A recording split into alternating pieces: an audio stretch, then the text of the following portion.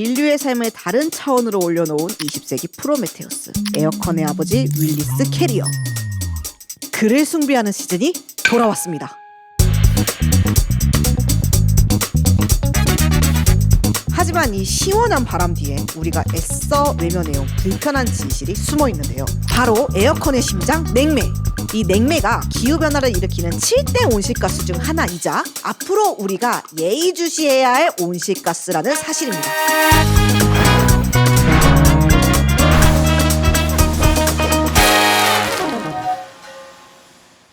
인류가 만들어낸 현대문명의 위대한 발명품 에어컨. 하지만 지금 우린 이 에어컨 때문에 아주 요상한 딜레마에 빠져 있는데요. 에어컨 없이는 견디기 어려워진 요즘 여름 날씨. 그러니까 살기 위해 틀었을 뿐인데 이 에어컨 때문에 지구가 더 뜨거워지고 있습니다. 그래서 인류는 에어컨의 보급과 함께 이 악순환의 고리를 끊기 위한 방법을 계속해서 찾아왔는데요. 시원한 바람과 환경 보호, 이 두 가지를 함께 지키기 위한 사투를 벌여온 거죠.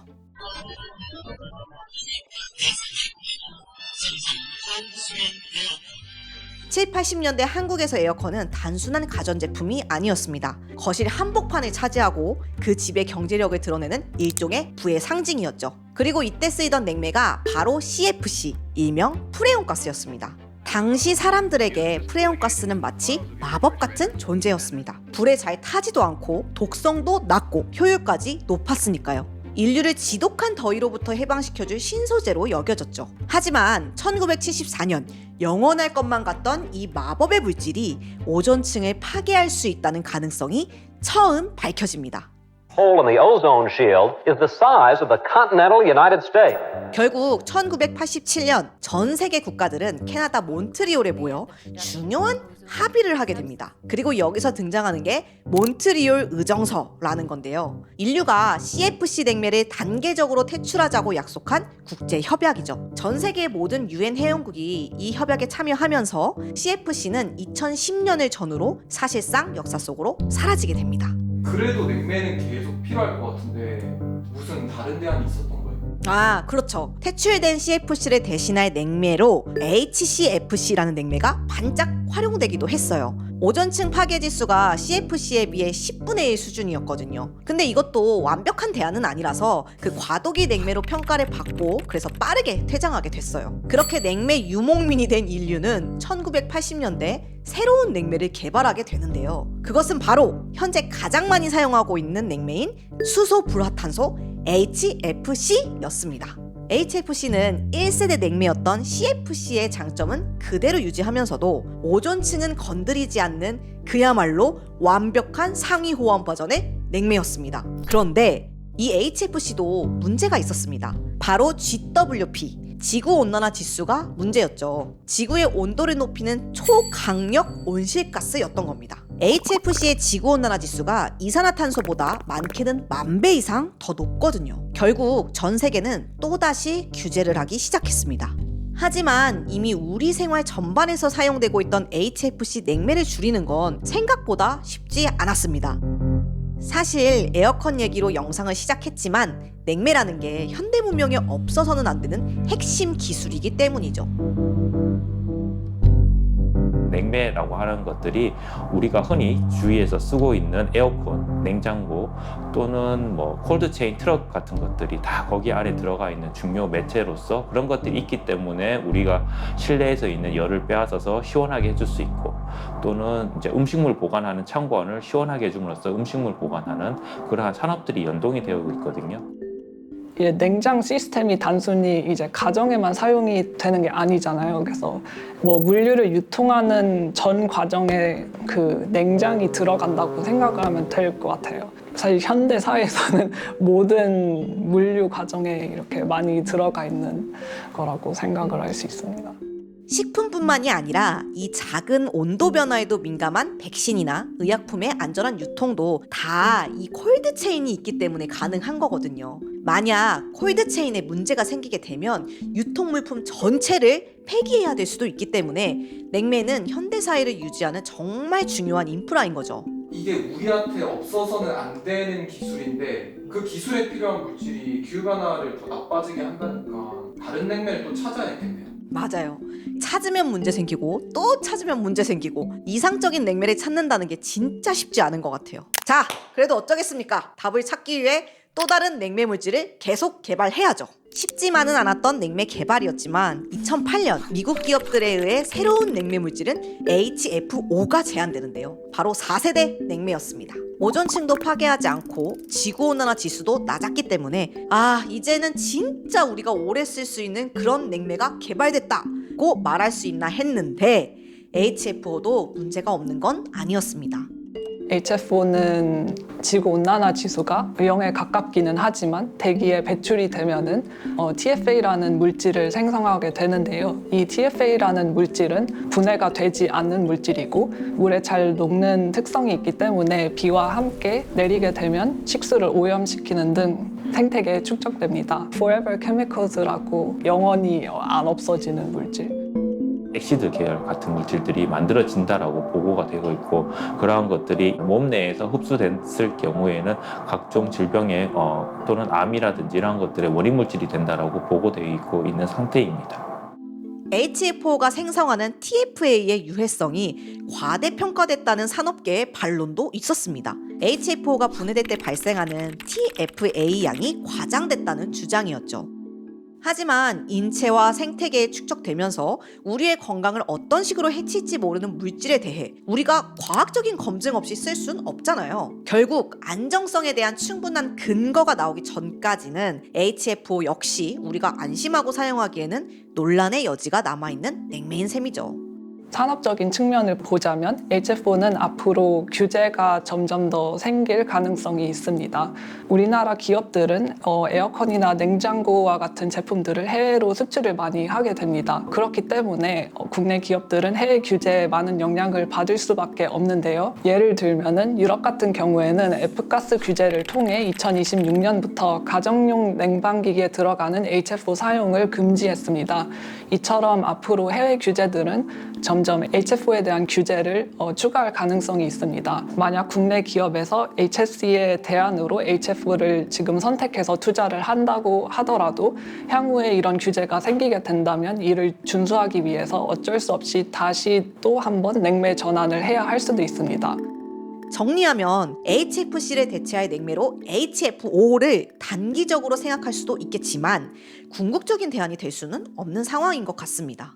원래 뭐든 막히면 처음으로 다시 돌아가서 생각해보라고 하잖아요. 냉매도 그렇게 생각해보면 안 될까요?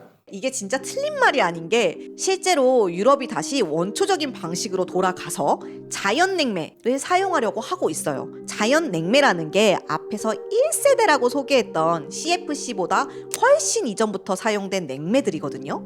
유럽은 반복적으로 발생하는 합성 냉매 문제의 해법으로 자연 냉매를 선택한 거죠.